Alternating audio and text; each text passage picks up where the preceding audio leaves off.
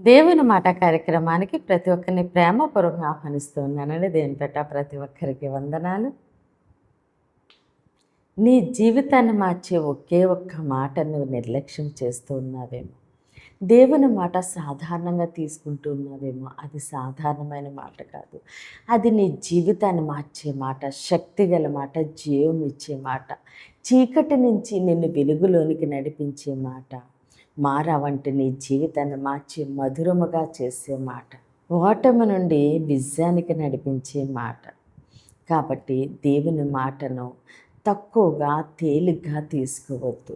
చాలామంది దేవుడి మాట వింటారు కానీ అది గుండెల్లో దాచుకోరు. వాక్యము చదువుతారు కానీ అది ఆచరణలో పెట్టరు. కాబట్టి వాళ్ళ చేతితో వాళ్ళ యొక్క ఆశీర్వాదాలను కోల్పోతూ ఉన్నారు. కాబట్టి దేవుని యొక్క మాట సాధారణమైనది కాదు, అది జీవము గలది. కనుక దేవుని యొక్క మాటను తేలిగ్గా తీసుకోవద్దు. ఎలాగ మనము ఆ వాక్యాన్ని గుండెల్లో దాచుకుని వాక్యానుసారంగా జీవించాలో ఆ విధంగా మనము జీవించినప్పుడు దేవుడు మన పరిస్థితిని మార్చబోతున్నారు. అయితే ఈరోజు దేవుడు మన కొరకు సిద్ధపరిచిన ఆయన శ్రేష్టమైన వాగ్దానం చూద్దామండి.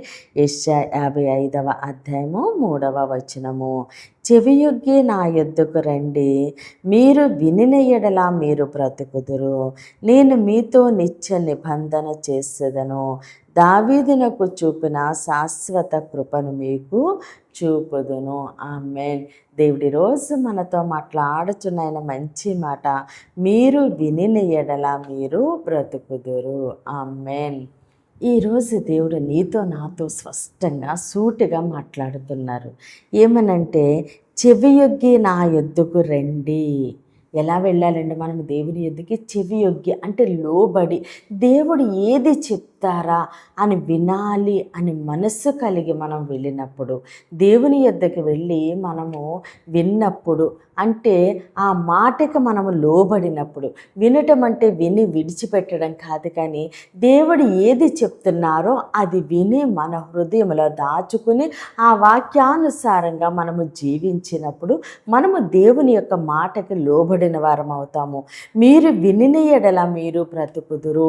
ఎందుకంటే దేవుని యొక్క మాటలో అంత శక్తి ఉంది, జీవం ఉంది. కాబట్టి దేవుని యొక్క మాట మనము విన్నప్పుడు మనము బ్రతుకుతామంటే జీవము కలిగి మనము జీవిస్తాము. మనము చీకటిలో ఉండము. దేవుడు మనల్ని వెలుగులోనికి నడిపిస్తారు. ఓటమిని మనము చూడము. ఒకవేళ ఓటమిలో మనమున్నా దేవుడు ఓటమిలో నుంచి విజయములోనికి నడిపిస్తారు, మారాలో నుంచి మధురములోనికి నడిపిస్తారు.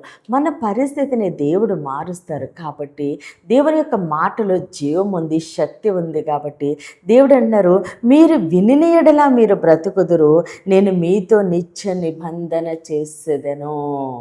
దేవుడు ఏమన్నారండి? నిత్య నిబంధన చేసేదను అని దేవుడు మాట ఇస్తూ ఉన్నారు. దేవుడు మాట ఇచ్చి నెరవేర్చే దేవుడు. నీకు నాకు ఏ మాట అయితే ఇచ్చారో, ఏ నిబంధన కలిగి ఉన్నారో, ఏ ప్రణాళికను కలిగి ఉన్నారో దాన్ని ఆయన నెరవేర్చే దేవుడు. దావీదునకు చూపిన శాశ్వత కృపను మీకును చూపుదును. దేవుడు ఈరోజు నీతో నాతో అన్నారు, అమ్మ నేను నీకు శాశ్వతమైన కృపను చూపబోతున్నాను. నా కుమారుడా, నేను నీకు శాశ్వతమైన కృపను చూపుతున్నాను అని సెలవిస్తూ ఉన్నారు. ఆయన మాట ఇచ్చి నెరవేర్చే దేవుడు.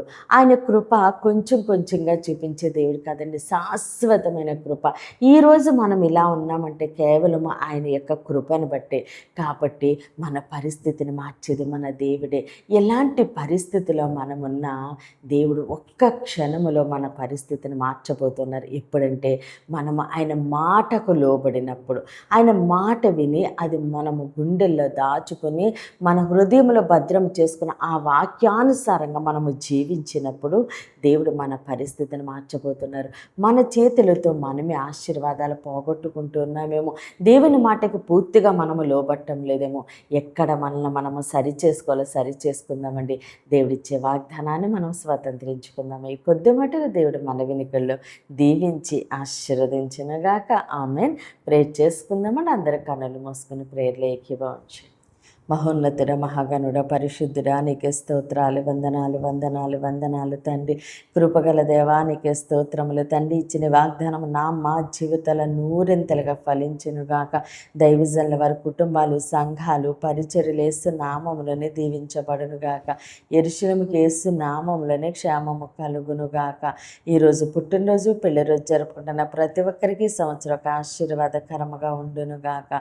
దేవుని మాట పరిచర్యలో పాలిభాగస్తులై భారం కలిగి ప్రార్థన చేస్తున్న ప్రతి ఒక్కరిని దేవుడు బహుగా దీవించి ఆశీర్వదించునుగాక. అనారోగ్యంతో ఉన్న బిడ్డలకి యేసునామములో సంపూర్ణ స్వస్థత విడుదల కలుగునుగాక. మూయబడిన ప్రతి గర్భము యేసు నామములోనే తెరవబడునుగాక. వివాహాలు కావలసిన బిడ్డలకి యేసునామములో ఘనమైన వివాహములు జరుగునుగాక. యవ్వన బిడ్డలకి యేసునామములో మంచి భవిష్యత్తు కలుగునుగాక. ప్రతి బిడ్డ రాకపోకలను దేవుడు తోడుగా ఉండి క్షేమమైన ప్రయాణం అనుగ్రహించునుగాక. అయ్యా, ప్రతి ఒక్కరిని నీ చేతులకు అప్పగిస్తూ చిన్న ప్రార్థన పాదసాన్ని చేర్చుకోమని యేసుక్రీస్తు అతి పరిశుద్ధ నామమున బ్రతిమాలి వేడుకుంటున్నాం మా తండ్రి. Amen amen amen. దేవుడు మిమ్మల్ని మీ కుటుంబాన్ని దీవించి ఆశీర్వదించునుగాక. ఆమెన్.